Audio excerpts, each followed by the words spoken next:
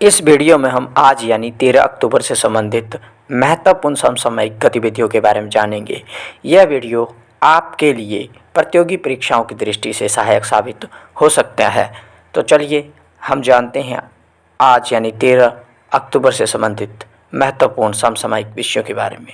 सबसे पहले हम शुरुआत करेंगे दिन विशेष से। दिन विशेष में 13 अक्टूबर को आपदा जोखिम न्यूनीकरण के लिए अंतर्राष्ट्रीय दिवस के रूप में नामित किया गया है, जिसमें जोखिम जागरूकता और आपदा की तैयारी की वैश्विक संस्कृति को प्रोत्साहित करने पर ध्यान केंद्रित किया गया है। यह दिन वैश्विक आपदा जोखिम और नुकसान को कम करने के लिए अंतर्राष्ट्रीय समझौते के अनुरूप आपदा जोखिम और जीवन आजीविका, अर्थव्यवस्था और बुनियादी ढांचे में नुकसान को रोकने और कम करने की दिशा में की जा रही प्रगति को स्वीकार करने का एक अवसर है। 2022 में अंतर्राष्ट्रीय दिवस सेंडाई फ्रेमवर्क के लक्ष्य जी पर ध्यान केंद्रित करेगा।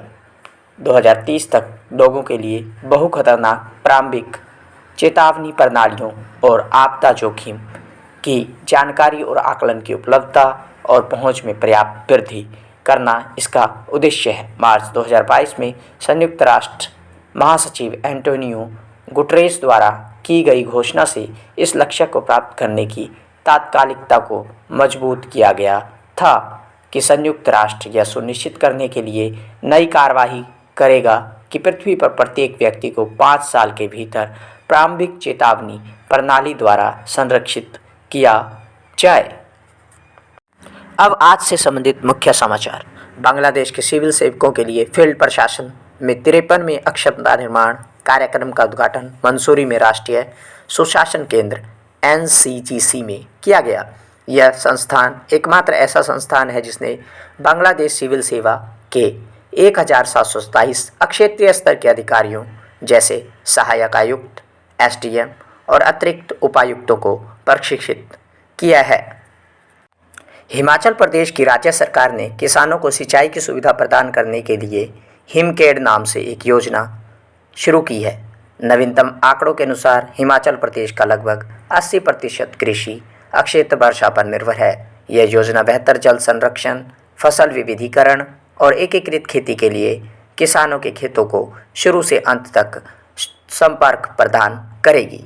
असमानता को कम करने के लिए नवीनतम प्रतिबद्धता CRII के अनुसार भारत असमानता को कम करने के लिए 161 देशों की सूची में 123वें स्थान पर है, जो पिछले साल की तुलना में 6 स्थान ऊपर चढ़ गया है। लेकिन स्वास्थ्य खर्च में सबसे कम प्रदर्शन करने वालों में भारत एक है। CRII में नॉर्वे सबसे आगे है, उसके बाद जर्मनी और ऑस्ट्रेलिया का स्थान है। ऑक्सफैम इंटरनेशनल एवं डेवलपमेंट फाइनेंस इंटरनेशनल DFI द्वारा तैयार किया गया इंडेक्स 3 क्षेत्रों में सरकारी नीतियों और कार्यों को मापता है जो असमानता को कम करने में बहुत प्रभावी है। ये 3 क्षेत्र सार्वजनिक सेवाएं जो स्वास्थ्य, शिक्षा और सामाजिक सुरक्षा है, कराधान और श्रमिकों के अधिकार हैं। अगली महत्वपूर्ण घटना है नागरिक उड्डयन मंत्री श्री ज्योतिरादित्य M सिंधिया ने चौथे हेली इंडिया समिट 2022 का उद्घाटन किया। जम्मू में सिविल एनक्लेव 861 करोड़ रुपए में बनाया जाएगा और श्रीनगर के वर्तमान टर्मिनल को 20,000 वर्ग मीटर से 3 गुना बढ़ाकर 60,000 वर्ग मीटर किया जाएगा। इसकी लागत 15,000 करोड़ रुपए मानी जा रही है। चौथे हेली इंडिया समिट 2022 का उद्घाटन helicopter for last mile connectivity की थीम के साथ Sher e Kashmir international conference centre Srinagar में केंद्र शासित प्रदेश जम्मू और कश्मीर के उपराज्यपाल मेजर मनोज सिन्हा की उपस्थिति में किया गया। पूर्व अमेरिकी राष्ट्रपति पद की उम्मीदवार तुलसी गवार्ड, जो 2020 में व्हाइट हाउस के लिए राष्ट्रपति चुनाव में हिस्सा लेने वाली पहली हिंदू अमेरिकी थी, ने अगले महीने होने वाले मध्यावधि चुनावों से पहले डेमोक्रेटिक पार्टी से बाहर निकलने की घोषणा की।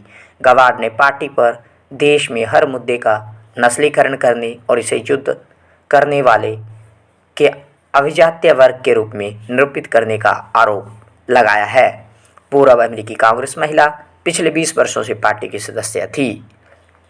आगे है भारत की खुदरा महंगाई सितंबर में एक साल पहले की तुलना में उच्च खाद्य और ऊर्जा लागत पर बढ़कर 7.41% हो गई, जो अप्रैल के बाद से सबसे अधिक है और इस साल प्रत्येक महीने में आरबीआई के 206% सहिष्णुता बैंड के ऊपरी छोर से ऊपर है।